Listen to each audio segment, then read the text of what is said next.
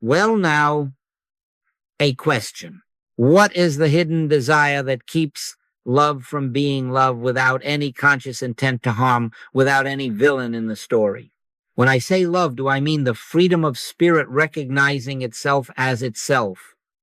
Or do I mean a private hunger fastening itself upon another?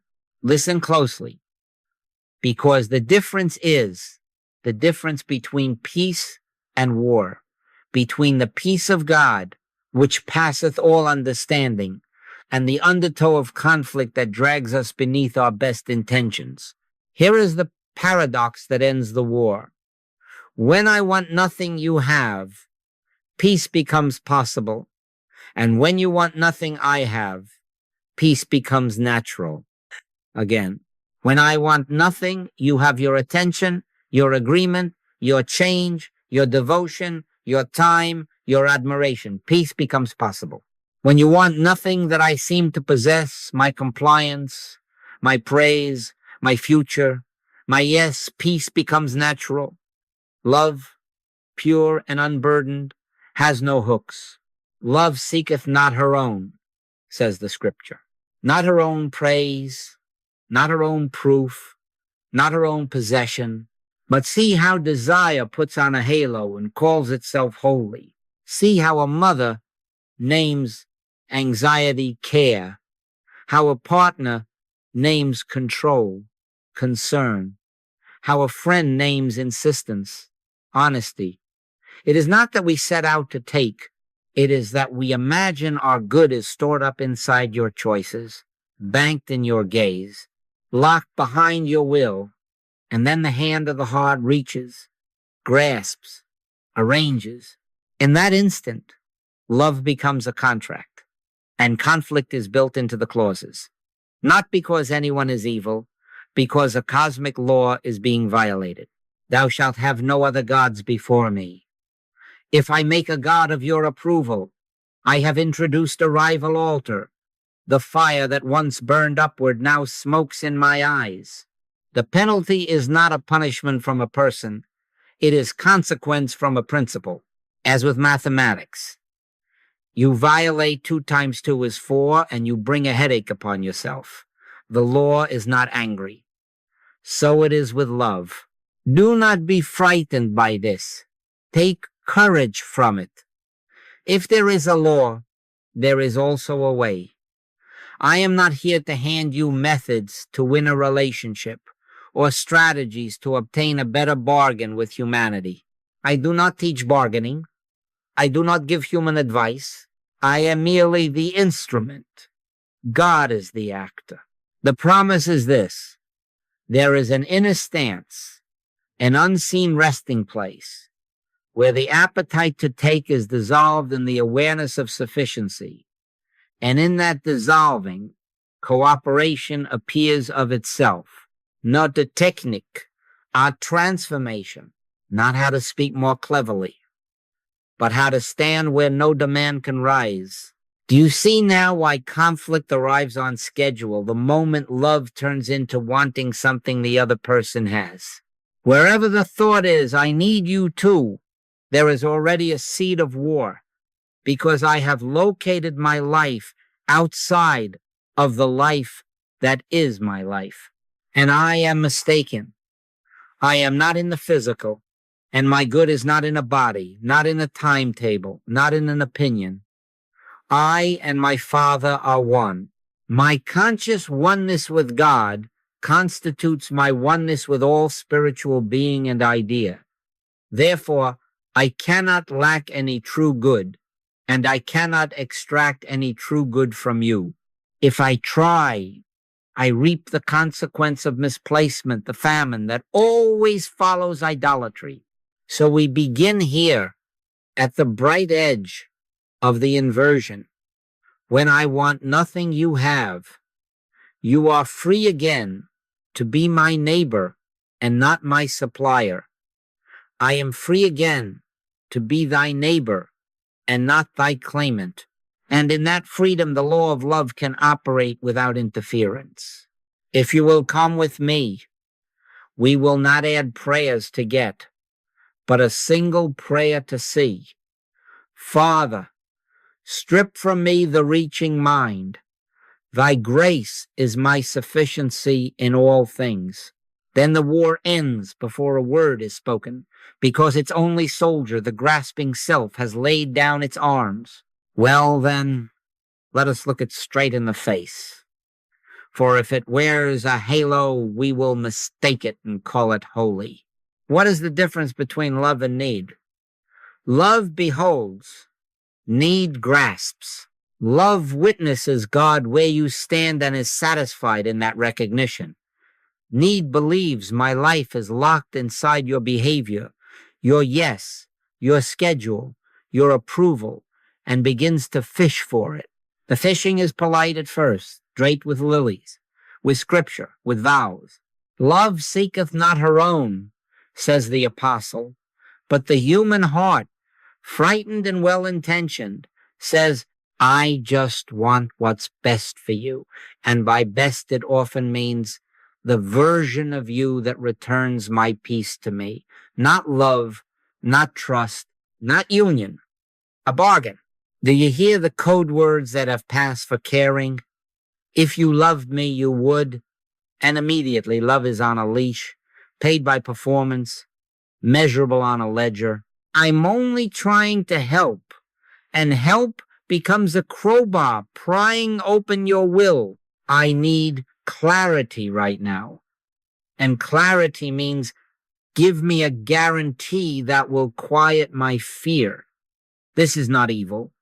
It is simply the belief that my good is stored up inside your choices. That belief is the disease. Jealousy is the fever. Control is the cough. The disease is misplacement. Having located my treasure in you, I have also placed my heart there.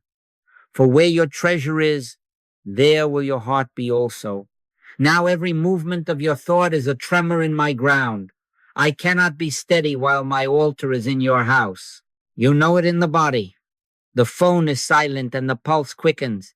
A friend laughs with another and a shadow falls. A partner says later.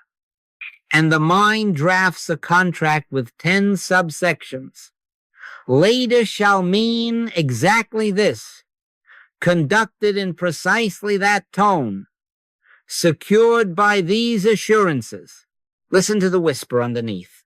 My life is in your hands, so give it back. That is why the old word is still the right word, covet. Thou shalt not covet thy neighbor's house, nor anything that is thy neighbor's. Coveting is not only for oxen and fields. It is for mood, attention, esteem, time. To fasten my peace to your attention is coveting. To secure my worth by your praise is coveting. To demand my safety from your compliance is coveting. Not love, not trust, not union, a bargain. Now you can see why jealousy and control cannot be cured by addressing jealousy and control. They are only the smoke. The fire is the false god. Thou shalt have no other gods before me. The instant I enthrone your mood as my source, I must tame it, monitor it, legislate it. I must say, report to me each hour. Prove you are favorable. Prove that I am safe.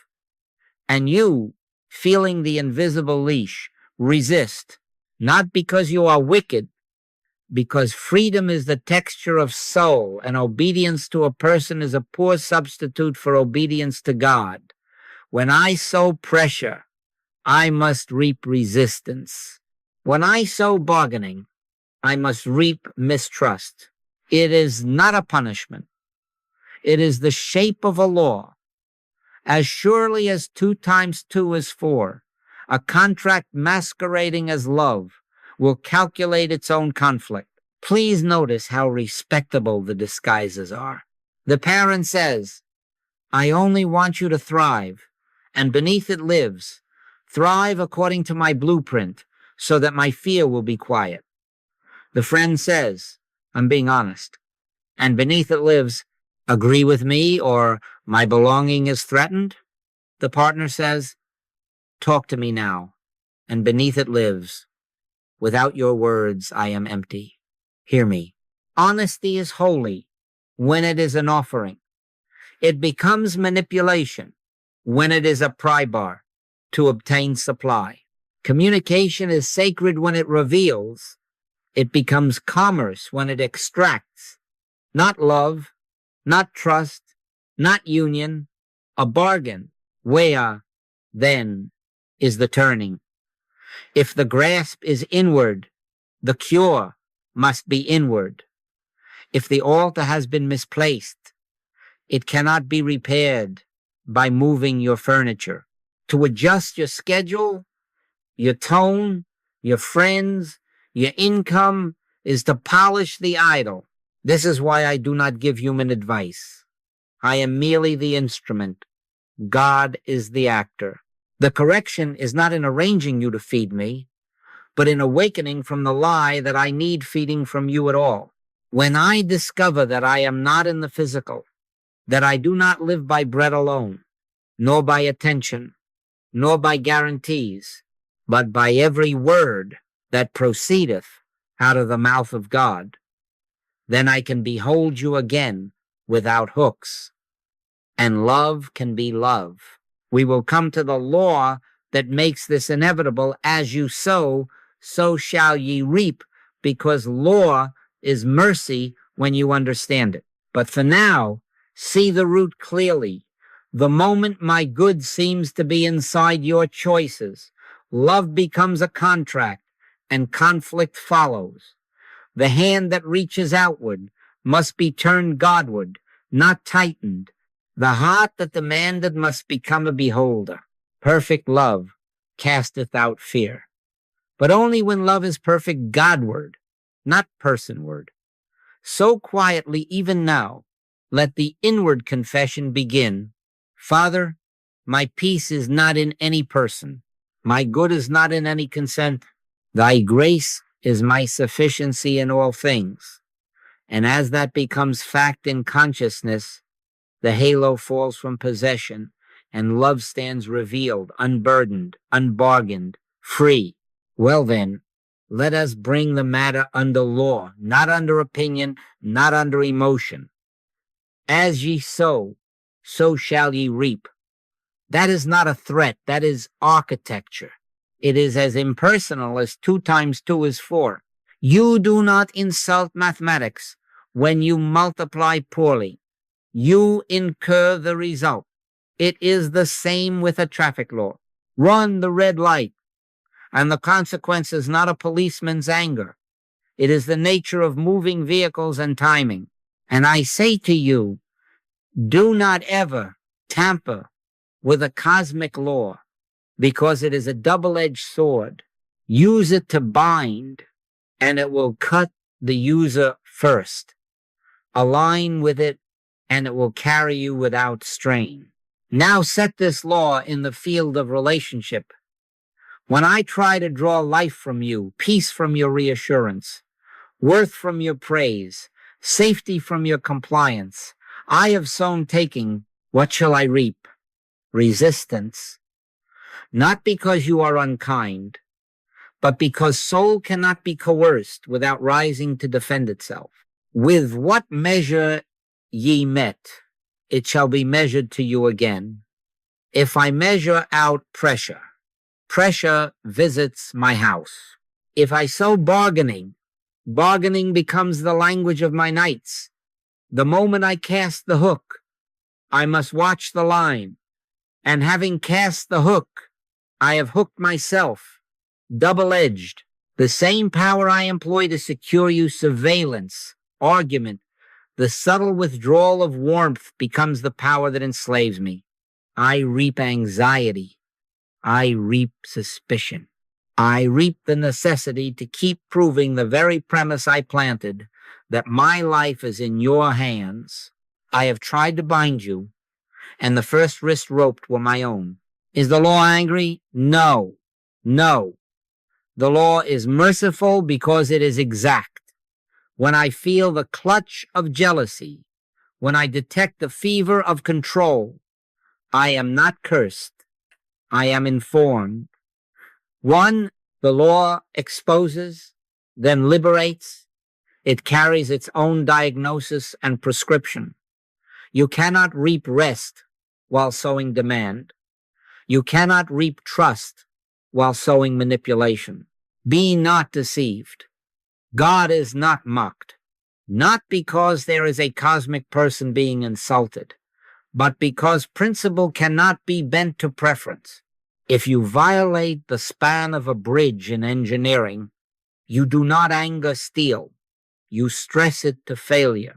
If you misplace your source in relationship, you do not anger God.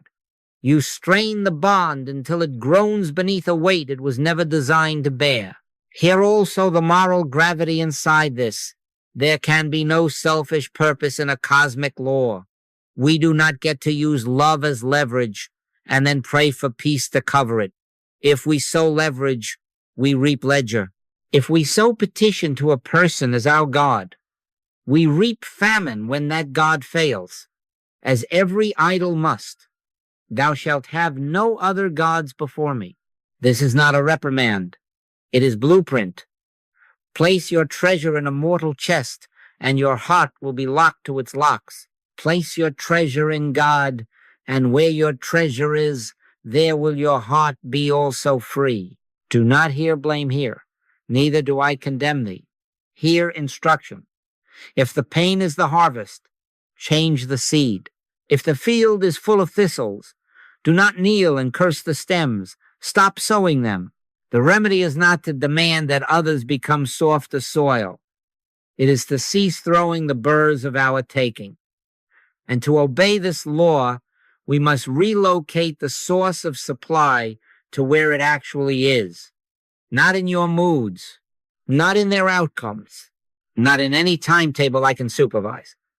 Seek ye first the kingdom of God and his righteousness, and all these things shall be added unto you.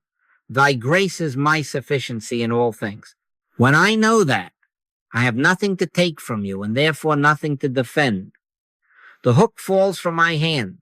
The watchman on the wall goes to sleep. Quietly, the double edge turns to a single path, and it carries us Godward. Well then, a question. When I say I, where is it? Is it in this head? In this chest? In these hands? Now where am I? Am I here, behind the eyes, or here, where the breath rises? No. I am not in the physical. No surgeon has ever yet found any me inside of a body, absent from the body and present with the Lord. If I close my eyes and become still, I can detect the sensation of a body, yes, but I cannot localize the I that knows the sensation. The seer is not inside the seen. The knower is not in the known. In him we live and move and have our being. Therefore, when I have tried to anchor my life in your approval, I have attempted to localize the infinite in a passing mood, and jealousy is the inevitable ache of that era. Do you see? Jealousy is not primarily about you and your schedule. It is about me and my imagined location. If I believe I am a separate unit, a little life with a little cup, then every other cup looks like competition. Limited attention, scarce affection, rationed opportunity, and two beggars begin to eye the same crust. That is the picture the senses paint, and then we proceed to live under it. Two egos, both frightened, both decent in their own eyes, arranging and persuading and supervising conditions, as if controlling the weather would guarantee harvest. And then conflict appears, not because we are evil, but because separate selves must secure. It is their religion. Ye shall be as gods was the first lie, and the sacrament of that lie is control. But hear me, the true I is not a needy organism trying to survive. The true I is spiritual being, fed from within, constituted of the life of God. I and my Father are one. When I am consciously unioned with that one, when the click comes and I know, not by theory, but by presence, that life is living itself as me. I cannot be in rivalry with you for what flows infinitely. In my oneness with God, I find my completeness. In my oneness with God, I find my security. In my oneness with God, I find my peace. If the fountain is within, why should I covet your cup? If the sun is my light, why should I demand that you move your candle nearer? Look at jealousy again from this height, and you will see its root. A false identity believes good is outside, personal, exhaustible, and therefore must be protected or possessed. Then comes the compulsion to monitor your eyes, your tone, your calendar. I think I am keeping myself safe, but I am only reinforcing the lie that my life is located in your behavior. The more I measure you, the smaller my eye becomes, until I am a sentinel pacing a wall that guards nothing. Where your treasure is, there will your heart be also. If my treasure is your approval, my heart will be chained to its weather. But if my treasure is God, my heart abides in a climate that cannot storm. Now listen to the mercy in this. I do not need you to shrink so that I may feel tall. I do not need to hide your light so that mine will shine. The ocean does not grow poor because 1,000 rivers rejoice in it. When identity shifts from a separate self to a spiritual self, the demand to take relaxes of itself. The hook falls without a struggle. The watchman steps down because there is nothing to patrol.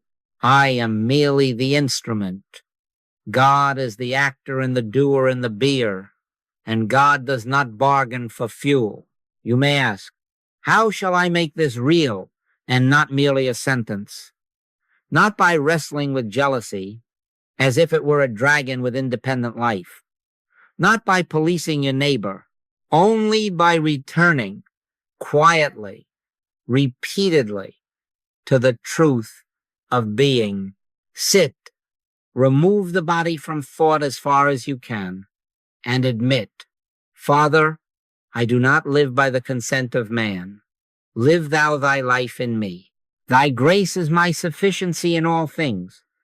Wait in a state of receptivity until the inner assurance, the little click, bears witness. Then rise and behold your neighbor without levy or lien. And notice what occurs. As the sense of a separate I dissolves, the hidden competition dissolves with it. You can bless without bargaining. You can witness another's joy without subtraction, because the one life that lives you lives them also, and there is no rivalry in one. Here the root is healed, and the fruits must follow. Well then, let us make it so plain that even in the heat of a moment the way is open. Here is the law of love made practical in a single living question, to be asked not of your neighbor but of your own heart. What is it exactly that I want from you right now? Not in general, not someday, now. Do I want an apology? Do I want a schedule changed? Do I want a tone of voice, a look, a text, a witness that says, you are my chosen one, name it, and then refine the point until it pierces the veil. If I do not get it, what do I fear will happen to me? Will I be nothing? Will I be unsafe? Will I be abandoned? Will I be unlovable? Stay with it until the politeness drops off and the real one stands revealed. Because you will find, if you are honest, and you must be honest with yourself, what you are attempting to extract from this person is not a calendar, slot, or a sentence. It is an inner state, peace, worth, safety, belonging. That is the trade we secretly set up. I will worship at your altar if you grant me the sacrament of peace. If you loved me, you would.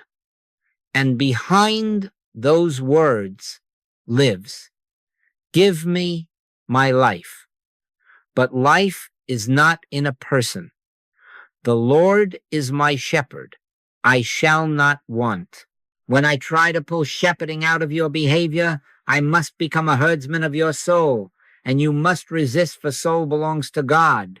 You see how merciful this little test is?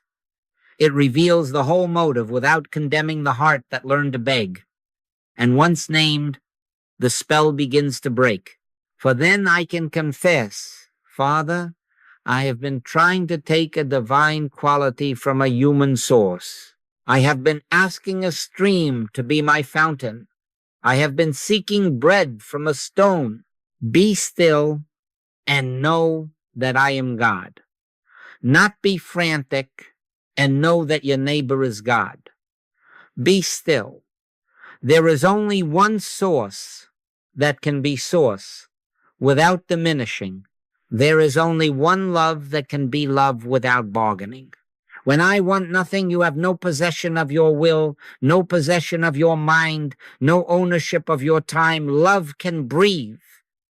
Love can be love because it is no longer commerce.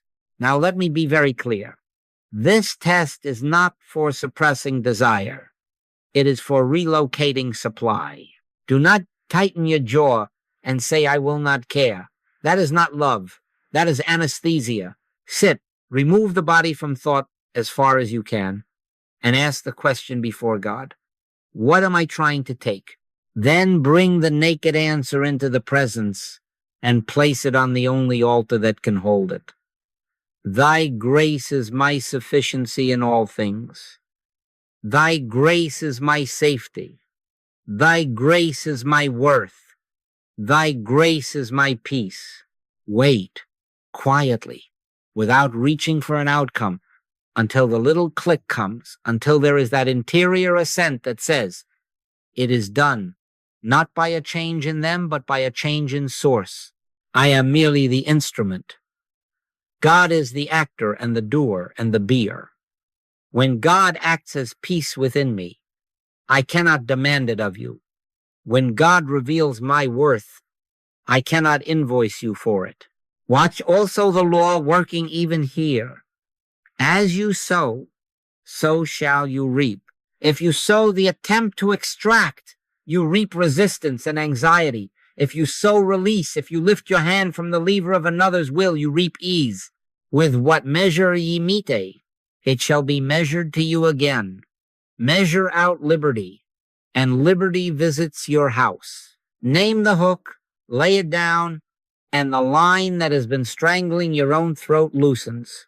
Not because another person has become saintly overnight, but because you have ceased appointing them as your God. Practice this in the smallest frictions, in the doorway, in the car, in the silence, before a reply is demanded.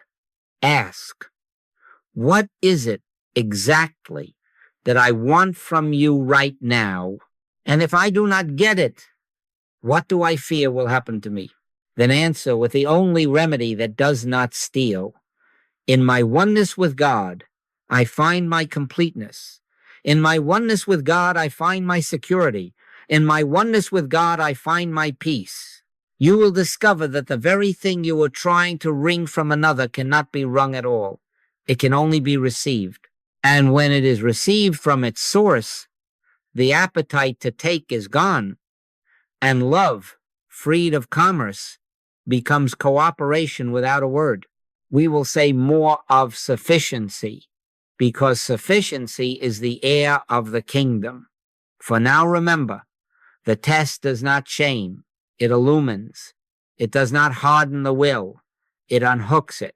It does not close the hand, it opens it to the only giver, in whom there is no shadow of turning. Well then, here is the replacement. Not magic, not a charm, not a lever alignment. Thy grace is my sufficiency in all things. Not some things, not the agreeable days, not the hours when the text returns quickly and the tone is warm. All things. Sufficiency is not what I force into place with clever words. Sufficiency is what is already established in God and realize when I stop attempting to siphon life from persons and events. The Lord is my shepherd. I shall not want. Shall not want what? The tribute of another's mood to certify my worth? The trophy of a win to certify my safety? No, I shall not want, because the source is not human and therefore not rationed. Consider how modern idolatry disguises itself. We have outgrown golden calves. We have not outgrown golden notifications. We kneel to a tone on a phone. We offer incense to a response time. We bow to the high altar of libido and call it chemistry, and to the throne of loyalty and call it security. If my day rises or falls by your punctuation, I have enthroned a God who cannot save. Thou shalt have no other gods before me.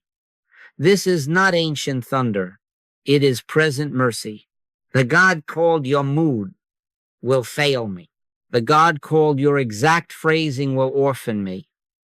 The God called the outcome I pictured will starve me at the very gate of abundance. Why? Because effects cannot be causes. Streams cannot be fountains. Persons are not supply. They are places where supply may appear. My God shall supply all your need according to his riches and glory, not according to your partner's predictability, not according to your friend's bandwidth, according to his riches. Do you see, then, how peace enters the scene? The moment I cease appointing you as my treasurer, I stop auditing your soul. I do not need to drain you of attention to feel real. I do not need to win the point to feel safe. I do not need to be obeyed to be whole. In my oneness with God, I find my completeness. In my oneness with God, I find my security. In my oneness with God, I find my peace. Then what you give is gift, not ration. What you withhold is not theft, because I have ceased storing my treasure in your barn. Where your treasure is, there will your heart be also. Place your treasure in presence, and the heart abides where moth and rust cannot corrupt beyond the weather of anyone's day. Now, do not attempt to use this truth as a technique upon your neighbor. I will say thy grace is my sufficiency until he behaves. No, that is still commerce. That is still taking. Thy grace is my sufficiency is the end of the bargain, not the upgrade of the bargain. It is the admission that God is the actor and the doer and the beer, and I am merely the instrument.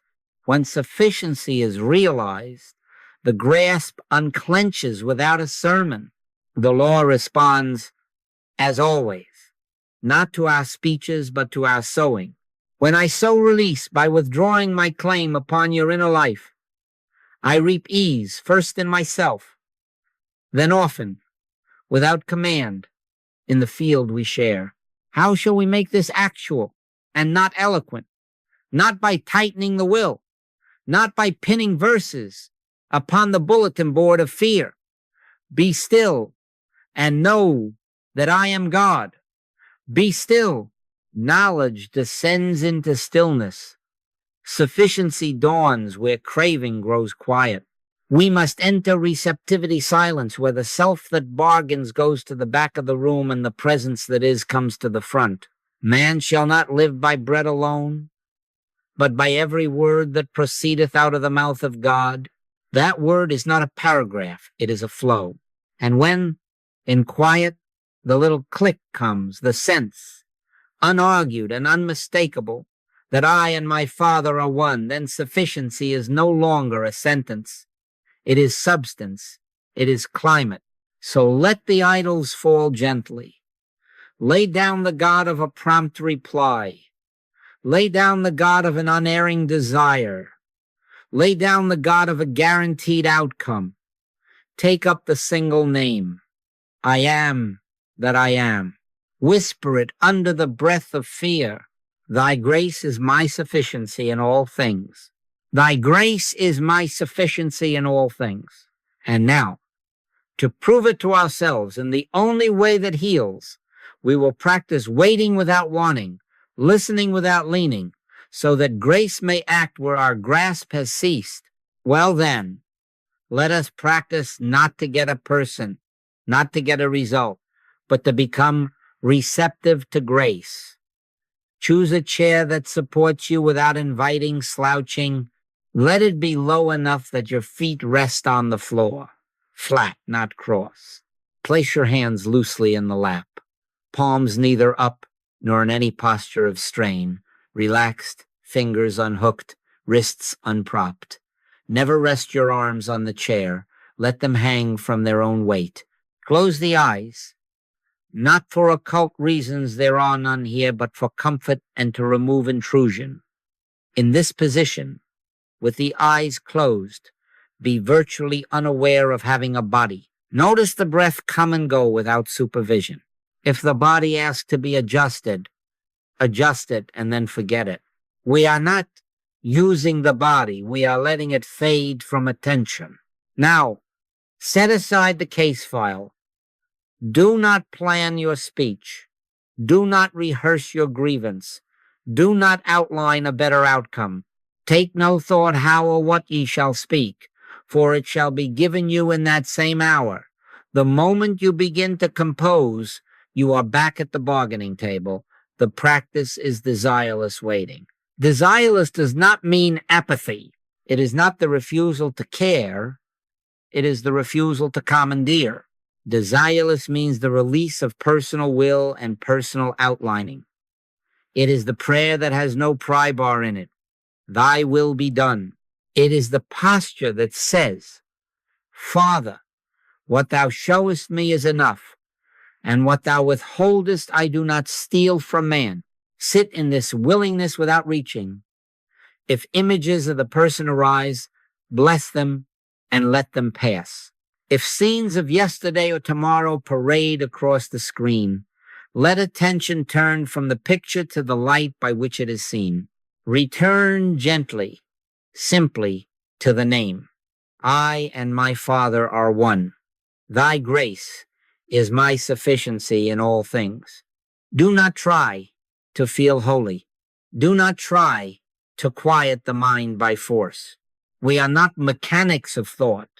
We are witnesses of presence. Be still and know that I am God. Not be clever. Be still. In this waiting, there comes, sometimes swiftly, sometimes after a few minutes, the little click. Do not look for fireworks. The click is not an emotion you have to manufacture. It is the unargued shift from mental armament to inner acquiescence.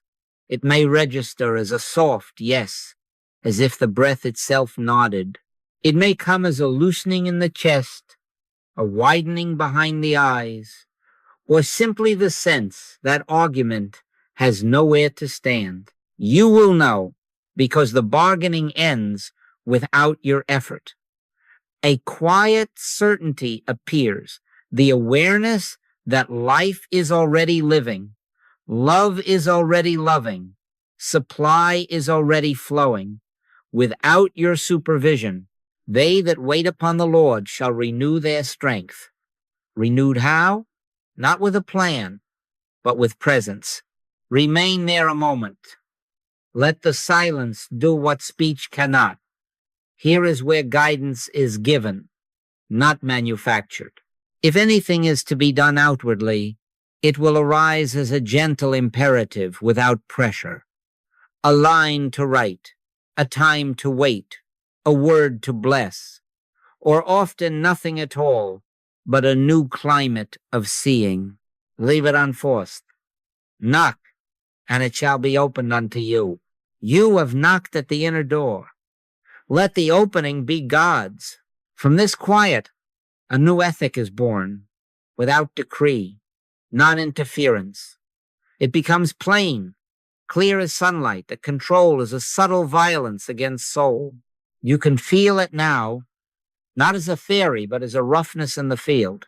To press and pry would be to scar your own peace first. The Lord shall fight for you, and ye shall hold your peace. Hold your peace, do not seize theirs. I am merely the instrument. God is the actor, and the doer, and the beer. If action is required, let it be God's movement through you, free of grasp and free of outcome. If no action is required, let your stillness be the blessing. Practice this daily in small spans. 5 minutes before you send the message, 3 minutes before you ask the question, 10 minutes when the fear rises at night. You are training attention to live under law instead of impulse, under grace instead of grab. Each time, sit, unhook, wait, let the click come, and move, if at all, from that. In my oneness with God, I find my completeness. In my oneness with God, I find my security. In my oneness with God, I find my peace. Thy grace is my sufficiency in all things. And in that sufficiency, interference becomes unthinkable, because love has nothing left to take. Well, then, let us state the boundary plainly, not as austerity, but as protection.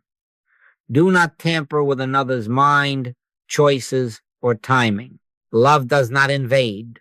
Judge not, that ye be not judged. To judge is to enter another's inner room and rearrange the furniture. Do not enter. I hope you will never try to do it. Not by words, not by surveillance, not by those anxious prayers that are really mental fingers shaping outcomes. God is the actor and the doer and the beer. I am merely the instrument. The instrument does not dictate the score.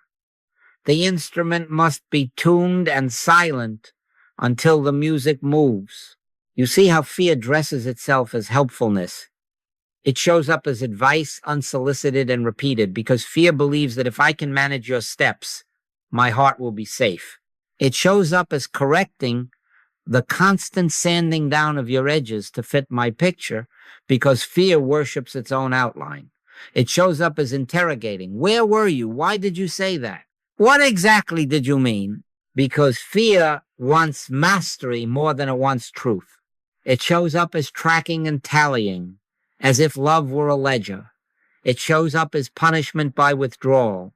I remove warmth, not because love has vanished, but because fear demands tribute. None of this is love. It is bargaining for breath. Thou shalt have no other gods before me. The God in these moments is control, and all idols are hungry. Now hear the law. As you sow, so shall ye reap. Interference sows resistance. It is as exact as 2 times 2 is 4. Press a spring, and it pushes back. Push a soul, and you awaken secrecy, rebellion, or dependence. Take your choice, and you will not like any of them. Secrecy arises because soul hides from invasion. It goes underground, not to be wicked, but to breathe. Rebellion arises because liberty is native to spirit. Where the Spirit of the Lord is, there is liberty, and anything that trespasses upon it calls forth protest. Dependence arises when the stronger will succeeds outwardly. Then you have compliance without union, infantilization instead of intimacy. All 3 are the harvest of the same seed. Do not tamper with a cosmic law. It is a double-edged sword. Use pressure to get peace, and pressure becomes the climate of your own nights. I do not give human advice for how to manage a partner. I never do. I have studiously avoided mental and physical contacts for this very reason, to keep hands off the holy of another's inner life. My task is not to arrange your neighbor. My task is to point you to the inner stance where managing is unnecessary because sufficiency is realized. Be still and know that I am God. Not be clever and know that I am right. Be still. In stillness, the appetite to fix dissolves because one source is felt and the river does not interrogate the banks. Take this as ethical obedience, not suggestion. Non-interference is not passivity. It is alignment with principle. It is to stay in your lane because crossing lanes causes collisions, not because a policeman threatened. It is to let roots drink from the soil beneath while you refuse to tug at the leaves. It is to honor that each soul has an appointed hour and a Father within who instructs them in ways your words cannot reach. The Lord shall fight for you, and ye shall hold your peace. Hold your peace, not their will. When the urge to fix rises, confess it for what it is. I am frightened and seeking my life in their change. Then relocate your treasure. Thy grace is my sufficiency in all things. Thy grace is my safety. Thy grace is my peace. Wait for the click and do not move until compulsion is gone. What follows? A new capacity blessing appears, not as technique but as sight. You stop seeing a project and begin seeing a presence.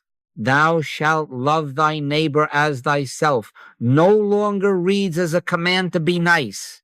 It becomes recognition as thyself because of thyself. The same life that lives me lives you. Therefore I dare not invade. I can witness. I can pray without outline. I can stand beside. I can speak if given, but I cannot trespass. When I stop interfering with your inner world, I stop sowing the seeds of resistance and begin to sow peace. With what measure I meet liberty, blessing, so shall it be measured to me again. And the field between us, long bruised by my helpfulness, begins to rest. From that rest, we will speak of blessing instead of bargaining, for blessing is what love does when it needs nothing to take. Thy grace is my sufficiency in all things. Well then, blessing. Not a sentiment, not a charm, not a sugarcoating on control, but the recognition of what is spiritually true of you, of me, of God. To bless is to acknowledge your integrity in God without demanding you change for my comfort. Bless and curse not. Blessing is not a wand waved over your behavior. It is a gaze that refuses to imprison you in my fear. It says, quietly, I see you as you are, in truth, whole, supplied, guided by the Father within. And because I am no longer trying to live on your change, I can let that truth be enough. Thou shalt love thy neighbor as thyself, not because we have signed a contract, but because the same life that lives me lives you, as thyself because of thyself. Now watch what occurs as sufficiency takes its seat. The rivalry evaporates.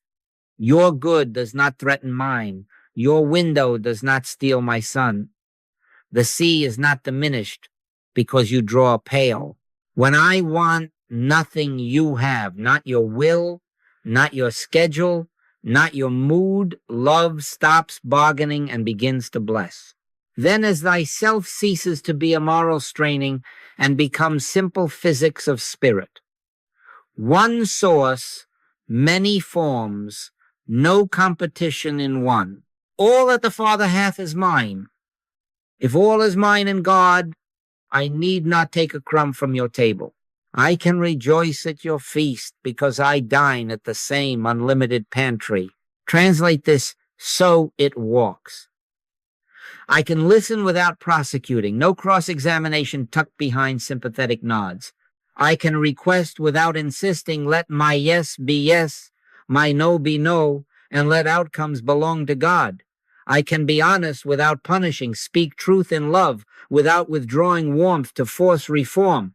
I can set a boundary without writing an indictment, because the boundary arises from sufficiency, not from scarcity's panic. I can say, this does not work for me, and with the same breath, bless your freedom to be as you are, guided by the same inner teacher who guides me. With what measure ye mete, it shall be measured to you again. If I mate liberty, liberty returns. If I mate blessing, blessing ripens in my own house. Do you see the inner shift? When I am not standing at your door with a collection plate, your gifts, your friendships, your successes become my joy. I can celebrate without the mental subtraction that used to follow. What about me?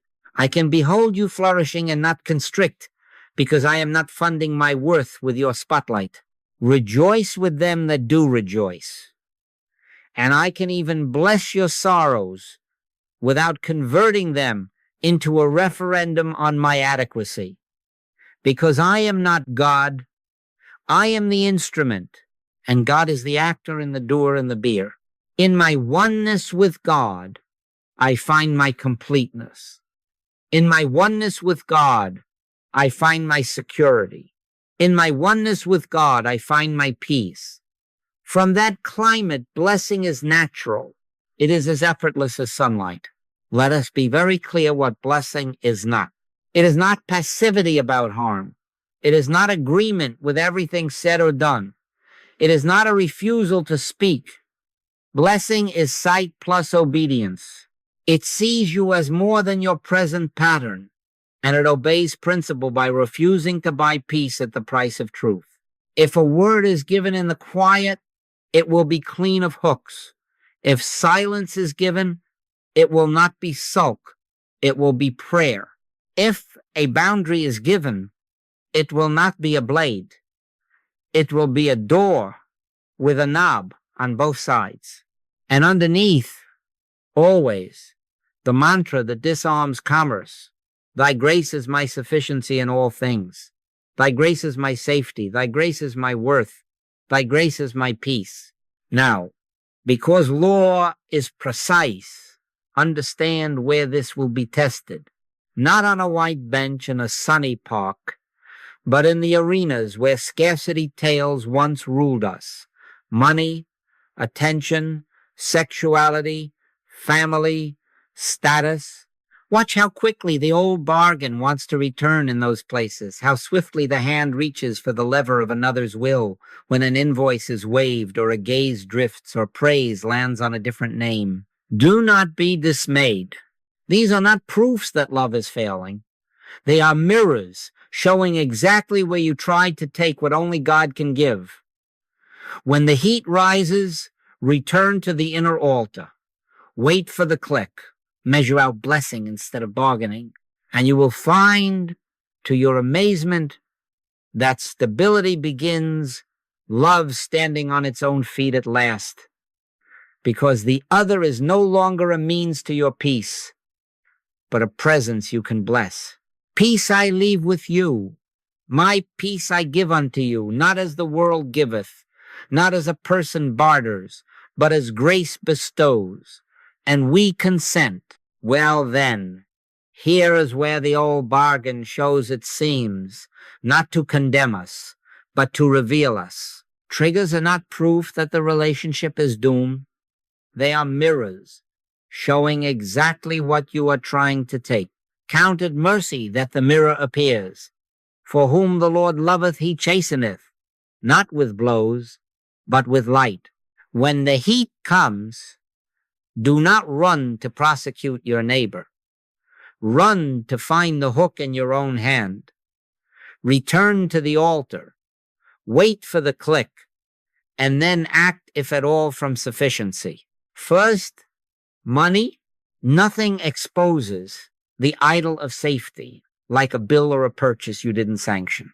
The temptation here is to worship mammon in your partner's choices. Your earning must rescue me. Your saving must calm me. Your spending must prove my security. No man can serve two masters. When I make your ledger the Lord of my peace, I will interfere. I will pry and punish, because I am trying to draw life from a number. That is not finance. That is idolatry. Before you speak of budgets, relocate your treasure. The Lord is my shepherd. I shall not want. Sit until the sense of sufficiency is present. Thy grace is my safety. And then clean of fear's demand. Speak simply. Here is what would work for me. What do you see? Seek ye first the kingdom. And the figures can be addressed without turning each other into banks that never consented to be God. Second, attention and time. Here the hidden wanting is stark. Regulate my worth with your gaze. Fill my emptiness with your presence on command. If I am not seen by you now, I fear I am not at all. That is too much freight for any face to bear. Let your yea be yea, and your nay, nay. Release the demand before you speak. In the quiet confess, Father, I have made their focus, my God. Thy grace is my worth. Thy grace is my sufficiency in all things. Wait for the click, then ask cleanly, free of hook. Are you available to talk at 7? If the answer is no, you are not orphaned. Your worth was not on the line.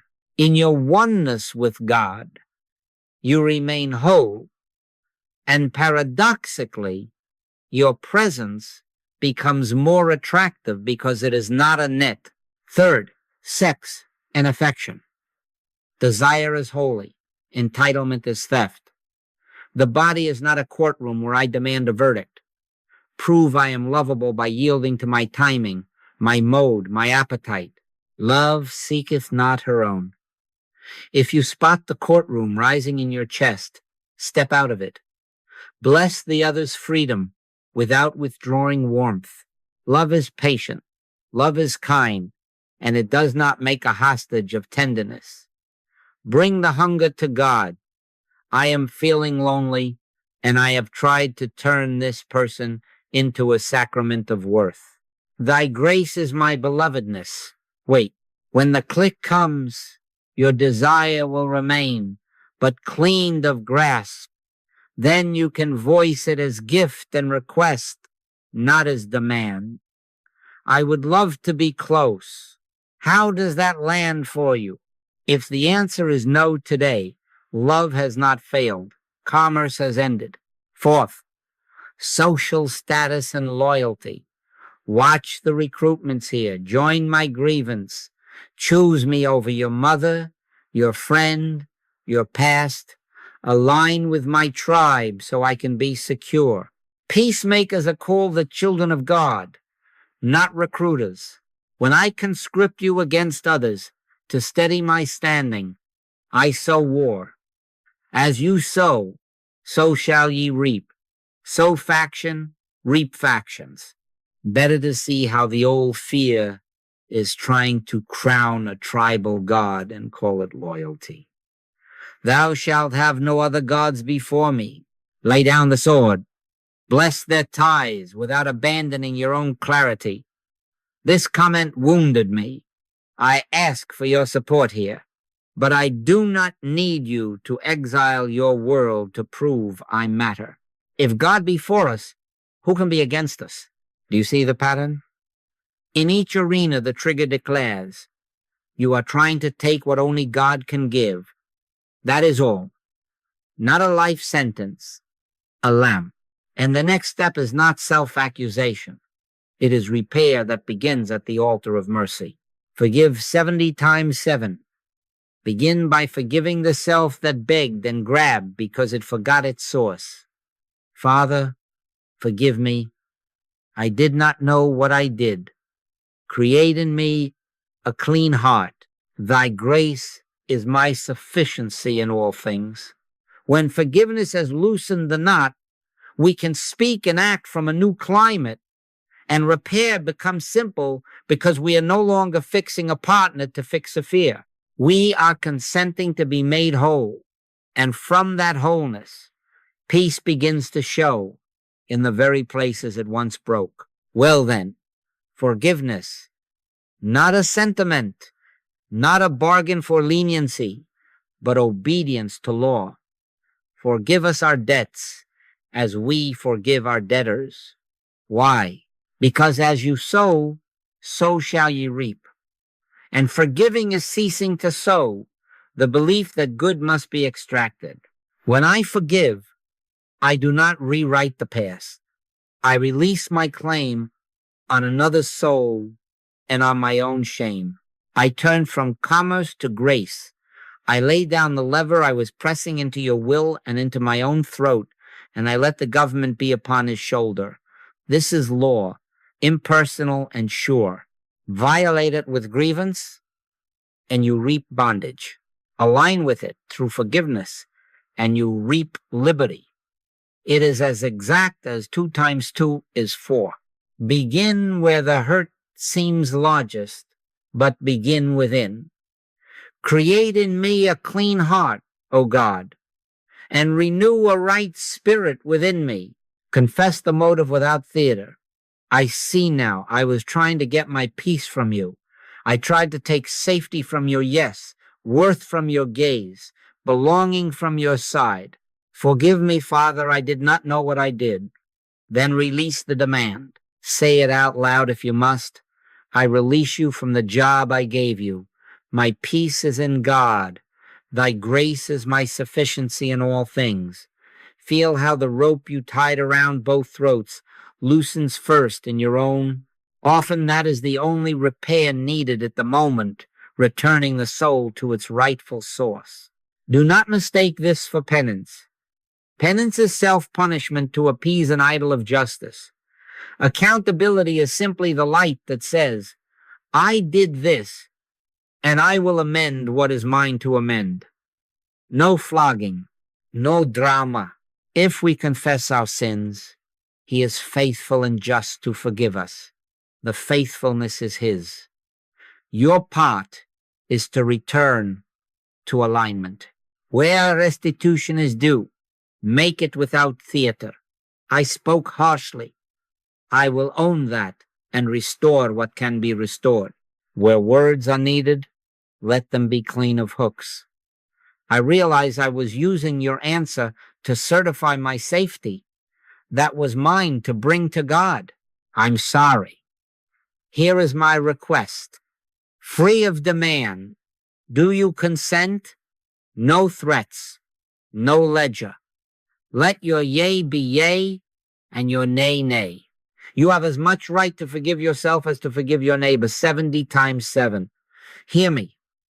As much right to refuse self-forgiveness is to enthrone a second God, the God called Punisher, and to place your throat upon its altar.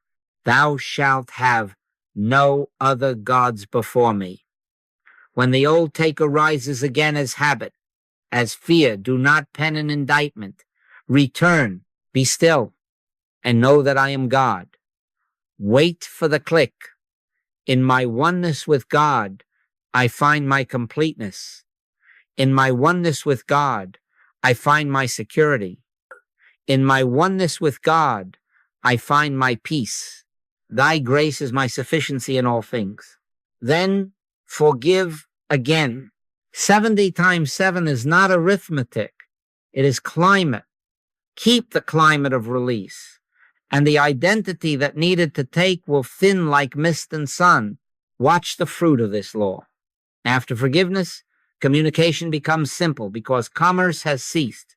Requests are born of sufficiency. They invite cooperation. Boundaries arise without warfare.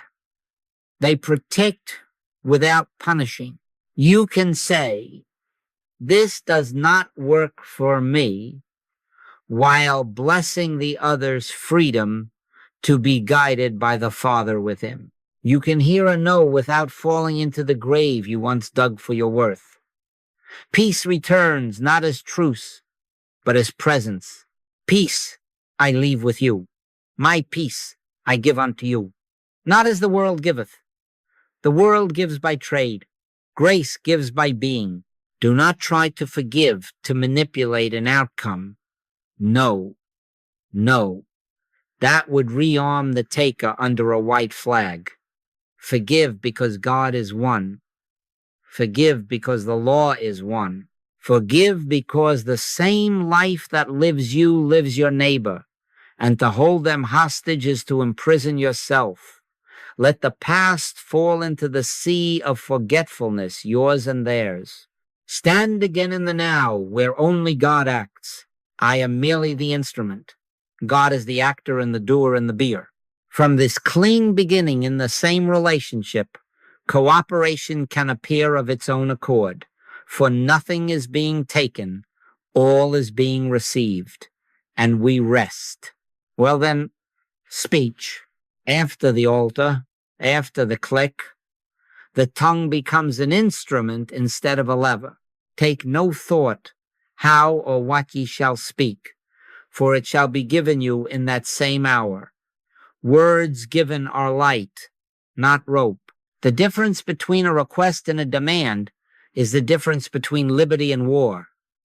A request honors freedom. A demand tries to purchase certainty. A request comes out of sufficiency. A demand rises from lack. And lack always arms itself. It arms with pressure, with the flattery that hooks, with the frown that threatens weather. No, no, that is not love speaking. That is commerce investments. Let speech follow silence. Wait for the click before you knock on a human door. In that quiet, the panic goes out of the bloodstream of words. Where the Spirit of the Lord is, there is liberty. Liberty must be in you before liberty can be meted out. Sit, become virtually unaware of the body. Consent to be only witness, only instrument, until the little inner yes appears. Then, and only then, let your yea be yea, and your nay, nay. Simple, unhooked, clean. If words are given, they often come in a shape like this, never as technique, but as witness. This is what I feel. This is what I prefer. You are free. I will be okay. Hear the law in that. It names my experience without prosecution. It names my preference without possession. It blesses your freedom as sacred. It affirms my sufficiency in God regardless of your answer. Example, I feel tired and would love a quiet evening together. I prefer we turn off the screens after dinner. You are free to choose what is right for you. I will be okay. And if you choose otherwise, I will read and rest in the bedroom. Or this, I feel hurt when plans change last minute. I prefer we confirm by 5. You are free. I will be okay. And if it's not set by then, I will make my own plan. Do you see? There is no hook. There is no if you loved me, you would. There is identity. There is choice. There is God. This is boundary as self-governance, not leverage. A boundary is not a club to make you yield. It is a line where I choose how I will live under God. Stand fast, therefore, in the liberty wherewith Christ hath made us free. I stand fast, without shouting, without bargaining, without the theater of hurt, to buy your agreement. A boundary says, I won't stay in the room if voices rise above this. I will return when there is quiet. It says, I will not discuss finances after 10. I need rest. We can speak tomorrow at 2. It does not threaten. It chooses. It does not punish. It protects. And because it is born of sufficiency, thy grace is my safety. It invites cooperation instead of combat. A soft answer turneth away wrath. Soft because it is unafraid. Test it, and you will see the law at work. As you sow, so shall ye reap. Sow demand, reap defense. Sow clean request. Reap the climate in which agreement can be freely given or freely withheld without collapse. Perfect love casteth out fear. And when fear is gone from the tone, love is free to answer. Sometimes the answer will be no. Let it be no. Do not buy yes at the price of truth. Do not sell your peace to keep company. Speak your request. Honor their freedom. Choose your way and abide in God. The Lord is my shepherd. I shall not want. Not want what? Not want your compliance to stay whole. There is a secret here. The more you practice this silence first, click, then clean speech, the less you will find to negotiate. Needs that were bargaining chips melt back into God. Preferences stay light. They can be released as easily as they can be voiced. And then a wonder appears that is not your doing. Cooperation begins to arise of its own accord, not because you engineered it, but because the field is safe. When neither is trying to take a result from the other, goodwill flows like water seeking its level. Good measure, pressed down and shaken together and running over, not measured by your outline, but by grace. So let the form be simple. Before difficult words, wait in waiting. Remember, I am merely the instrument. God is the actor and the doer and the beer. From that humility, let the syllables shape. This is what I feel. This is what I prefer. You are free. I will be okay. If yes comes, give thanks. If no comes, give thanks. Thy grace is my sufficiency in all things. And as both of us increasingly want nothing, the other has no outcome to seize, no mood to buy, love becomes easy. Cooperation ceases to be a project and becomes climate.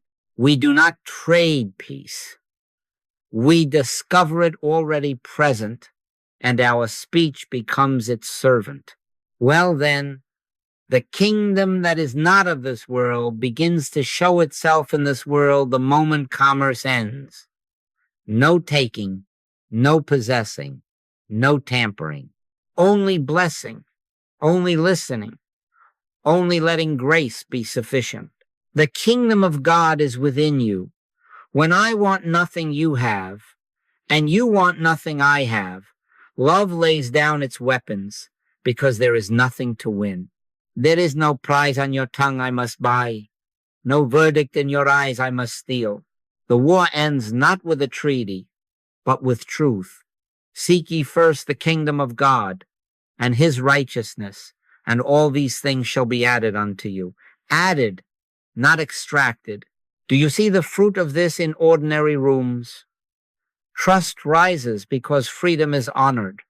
Intimacy deepens because no one is being managed. You can breathe in the same house. The morning does not tremble under the weight of yesterday's scorekeeping. A no does not turn into winter. A yes does not become a tax. Speech grows soft because fear is not underwriting it. Where the Spirit of the Lord is, there is liberty. Liberty in you, liberty in me. And in that liberty, the soul unbuttons its coat and sits near. You find that privacy no longer feels like secrecy. It feels like sacred ground that you dare not trespass. You find that closeness requires less talk and yields more warmth. For love is not building cases now, it is beholding. Perfect love casteth out fear, and when fear goes out, hiding goes out with it. Do not imagine that this is human improvement. No, no. This is identity restored. I am not in the physical. I am not located in a bargaining mind, absent from the body, present with the Lord. My conscious oneness with God constitutes my oneness with all spiritual being and idea. From that union, the click sounds, and the living presence becomes the doer. I am merely the instrument.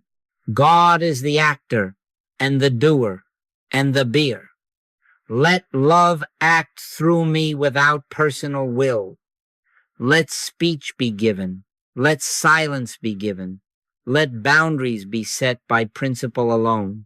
And because there is no interference, the law of love organizes the field. As you sow, so shall ye reap. Sow liberty, reap trust. Sow blessing, reap cooperation. It is as exact as 2 times 2 is 4. This, then, is the cooperative kingdom. Not a theory, but a climate. At the table, you can say, I prefer quiet, and the room does not stiffen. On the road, you can alter a plan without the flashing lights of prosecution. In the night, you can turn and meet or not meet, and tenderness does not go into debt either way. No one is financing worth with the other's mood. No one is paying for peace with the other's surrender. Let your yea be yea, and your nay, nay, and let the government be upon his shoulder. And the proof? Peace, not truce. Peace. Peace I leave with you. My peace I give unto you, not as the world giveth. Hold to the law. Do not violate the law of love. Do not use it. Obey it gently, quietly. Thou shalt have no other gods before me, not the God of control, not the God of approval, not the God of urgent timing. Keep your hands off another's inner sanctuary. Keep your thirst at the fountain. If ever you waver, return to the password that opens the door to good. Say it as breath. Say it as surrender. Say it until the click comes and you are again absent from bargaining. Present with the Lord. Thy grace is my sufficiency in all things. Thy grace is my sufficiency in all things. Thy grace is my sufficiency in all things. And now we consent. In my oneness with God, I find my completeness. In my oneness with God, I find my security. In my oneness with God, I find my peace. When neither seeks to take, both begin to receive. And the evidence is simple: cooperation without compulsion, blessing without bookkeeping, peace that needs no witness. Amen. And I thank you.